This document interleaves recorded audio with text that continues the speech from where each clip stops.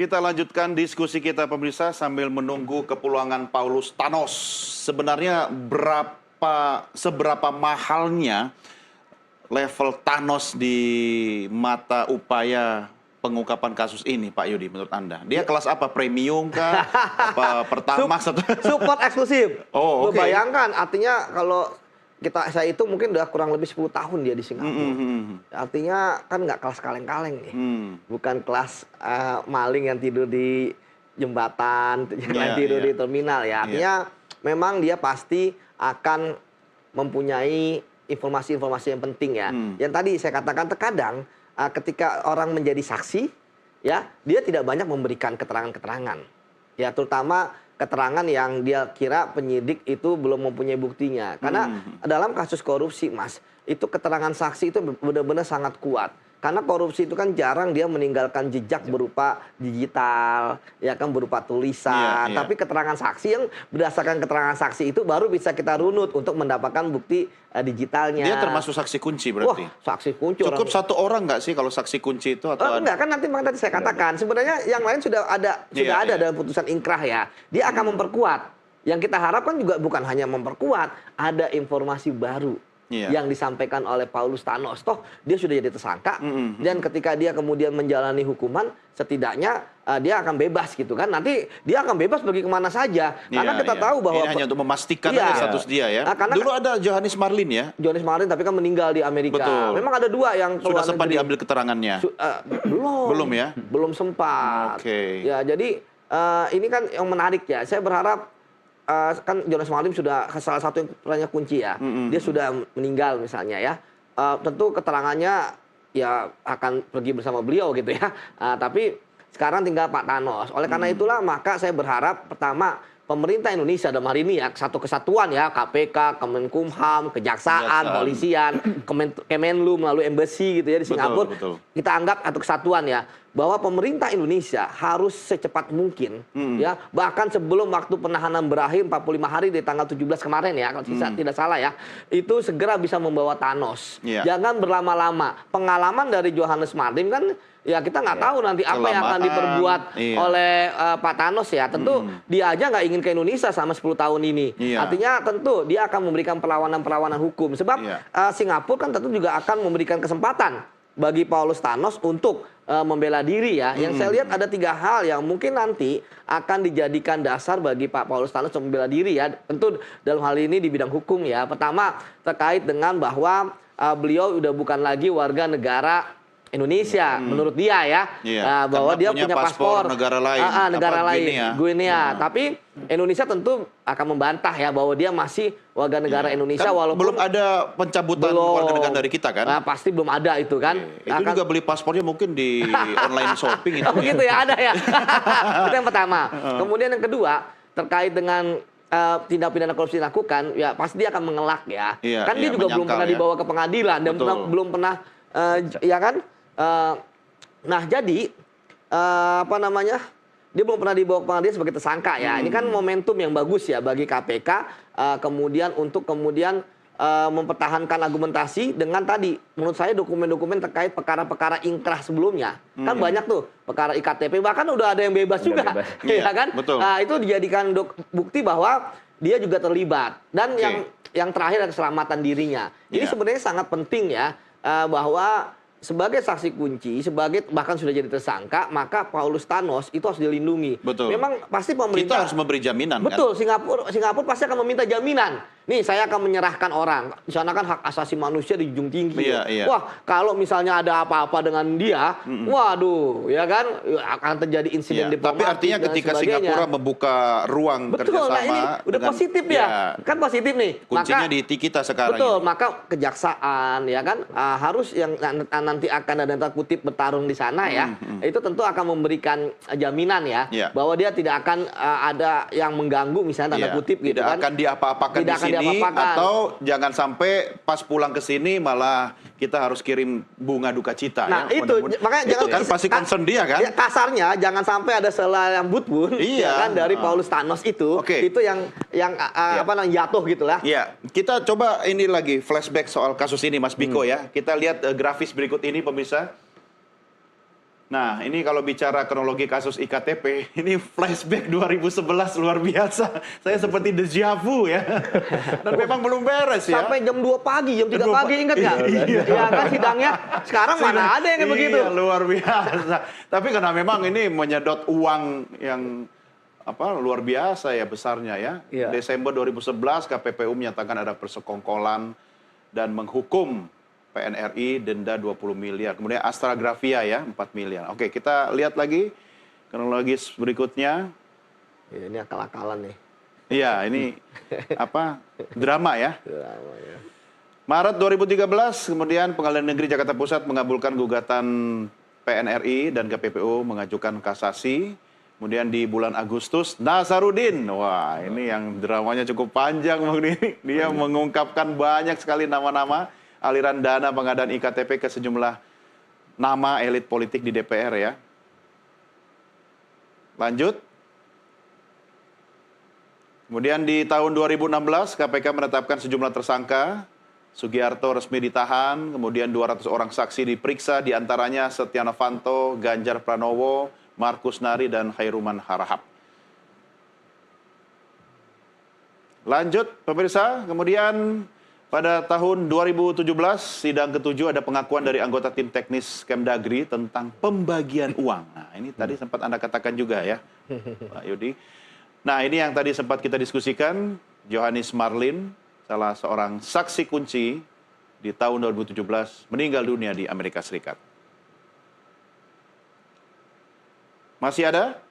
Satu lagi, kita lihat di tahun 2019, Paulus Thanos bersama 3 lainnya ditetapkan sebagai tersangka, yaitu Miriam Haryani, Isnu Edi Wijaya, dan Husni Fahmi. 2019 jadi TSK, dia kabur 2021. Ya, si Thanos ini kan. Enggak, bukan. Dia memang dari awal sudah di Singapura. Oh ya, oke.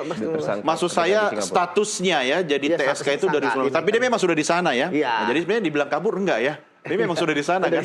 Dia sudah memprediksi akan jadi TSK gitu ya. Bisa jadi. Iya, oke. Mas Biko, ini bagaimana mengurai benang kusut, apalagi kalau kita melihat ini kelas kaleng-kaleng sebenarnya Thanos ini. Dia pasti dijamin keselamatannya, artinya tinggal aparat penegak hukum kita bagaimana memanfaatkan Thanos selama berada di sini untuk mengungkap tabir yang selama ini tersembunyi. Ya, Mas Doni, ini sekali lagi kasus yang tadi kalau kita lihat dari rentan waktunya itu dari 2011 sampai akhirnya ada penetapan tersangka dan ada gonjang-ganjing politik di situ gitu ya. Nah, Thanos ini sebetulnya kan dia pihak swasta, satu dari 4 perusahaan yang mendapatkan tender pada saat itu, yang mana kondisinya kalau kita tarik dalam konstruksi korupsi pengadaan barang jasa, ini kan setiap orang di sini punya peran. Dan di kasus di penetapan tersangka pertama kali kan sebenarnya jelas peran pertama itu adalah bagaimana oknum Kemendagri pada saat itu menggunakan kewenangannya menyalahi aturan untuk memberikan dalam tanda kutip tender dengan cara-cara khusus seperti itu. Nah, di kasus ini ketika kita bicara korupsi IKTP yang mana dimensinya pengadaan, maka sebetulnya dia tidak berdiri sendiri. Jadi prinsipnya itu di kasus korupsi pengadaan itu ada unsur tadi yang saya sampaikan, ada unsur penyedia, ada unsur pemerintah juga, yang mana meeting of mind ketemu di sini. Itu yang pertama. Nah, ketika program ini bergulir 2009 itu, 2010 belakang itu kan sebenarnya kan tadi disampaikan oleh Mas Yudi sudah ada konstruksi yang mana dilakukan bagaimana caranya ada program yang baik yang ujungnya itu sebetulnya adalah keuntungan sebenarnya gitu ya. Ini terencana dengan baik dan matang. Ini terencana dengan baik dan matang tadi beberapa kali pertemuan, dan sebetulnya kalau yang di dalam kronologis tadi yang ada satu hal yang lupa gitu ya. Ingat nggak Mas Doni ketika masa kelangkaan belangko IKTP? Iya. Itu sebetulnya kalau kami nilai adalah bagian dari dampak dari korupsi IKTP ini. Yang seharusnya prosesnya itu berjalan dengan baik, tapi kemudian masyarakat pada saat itu kan kesulitan kan untuk mendapatkan. Nah, mengurai benang kusut ini sebetulnya konsep atau prinsip follow the money dan mengikuti aset ini jadi sangat penting. Sebenarnya gampang ya kalau bicara follow the money. Iya, kemudian instrumennya sudah ada. Menunya Nazarudin kan sudah kasih gitu, nama-nama kan. Ada putusan, tapi banyak yang menyangkal loh. Ya, ketika nama-nama diungkapkan oleh Nasaruddin gitu. Kalau ngaku penjara penuh lah. Dan itu sebenarnya kalau gampang ngaku. Benar. Dan dokumen itu kan sudah jadi putusan berapa ya? Dan sekali lagi, nah itu bisa jadi alat bukti tambahan ditambah keterangan Thanos untuk kemudian mengembangkan kembali gitu ya. Prinsipnya adalah membongkar, menuntaskan. Mas Biko, ICW kan ngikutin kasus ini sejak awal ya. Saya tahu betul itu. Tapi ketika kemudian ada saksi kunci sekaliber Thanos ini, apakah ini harus membuat nama-nama lain yang kemudian sudah merasa bebas, aman itu akan kemudian gelisah dan sebagainya? Kalau ini membuat mereka gelisah berarti ada yang salah nih gitu kan. Enggak, saya bicara dimensi politiknya. Karena nanti kalau dimensi politiknya sangat besar, yang diserang nanti institusi penegak hukumnya. Iya kan? Melalui kekuatan politik. Betul, padahal kan prinsipnya kan ini kan penegakan hukum ya. Tadi proses penangkapan ini sudah disampaikan oleh Mas Yudi sudah lama gitu ya. Ketika kita bicara penegakan hukum, maka sebetulnya aspek-aspek politis ini harus kita singkirkan gitu ya. Apa bisa di Indonesia seperti itu? Itu yang kemudian menjadi catatan. Karena begini Pak Yudi, soal keamanan kan yang concern utamanya Thanos juga kan. Betul. Nah, ketika aspek dimensi politik kemudian lebih besar pengaruhnya dibanding upaya penegakan hukum, saya khawatir keselamatan dia di sini. Satu dan juga mengaburkan substansi hukum itu tadi. Jangan-jangan orang tertarik. Ingat nggak ya, sekali lagi kasus hak angket DPR yang membuat teman-teman di KPK. Ini masih ada orang yang gitu. Masih ada orang yang hidup. Masih ada saksi hidup gitu.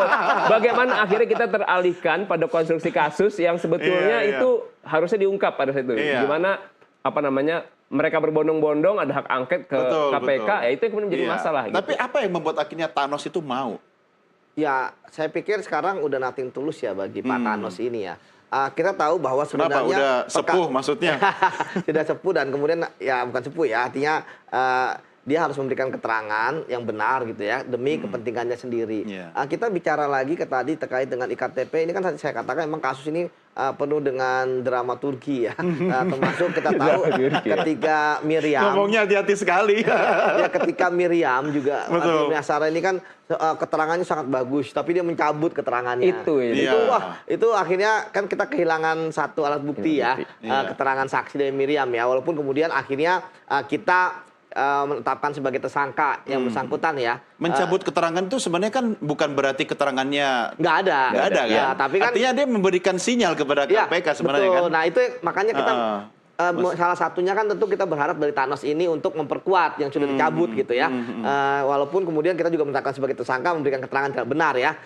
Dan sekarang dia juga sekarang jadi tersangka dari kasus yang pokoknya ya, keuangan negara. Jadi Thanos ini dia kan adalah salah satu direktur utama PT Sandipala Artaputra ketika itu yang mendapatkan tender dan kemudian dia terlibat aktif ya di dalam awal-awal proses IKTP. Kalau yang artinya menurut Anda katakan tadi sejak awal perencanaan ya sudah terlibat, sudah paham. Sudah paham. Kita tahu bahwa kenapa harus dijaga keselamatan? Ya tadi saya katakan Miriam pencabut keterangan. Kemudian Johannes Marlim tadi sudah tidak ada, sudah meninggal. Nah, sekarang saksi-saksi yang lain pun itu kan semua sudah, saya pikir sudah nggak ada saksi baru lah ya untuk memberikan keterangan terkait dengan perkara IKTP. Ya artinya sekarang tinggal Paulus Thanos ini. Ya Paulus Thanos ini dia mungkin dia sudah memberikan keterangan saksi, tapi saya pikir nggak terlalu banyak karena nggak ada kepentingan dia ketika dia menjadi saksi gitu ya. Tapi ketika sudah menjadi tersangka, tentu dia punya kepentingan. Betul, itulah sebabnya maka sekali lagi saya kemarin menyampaikan kepada media ya, concern saya bukan hanya terkait, kalau misalnya terkait dengan formil masalah dia mencabut kewarganegaraan bisa kita bantah.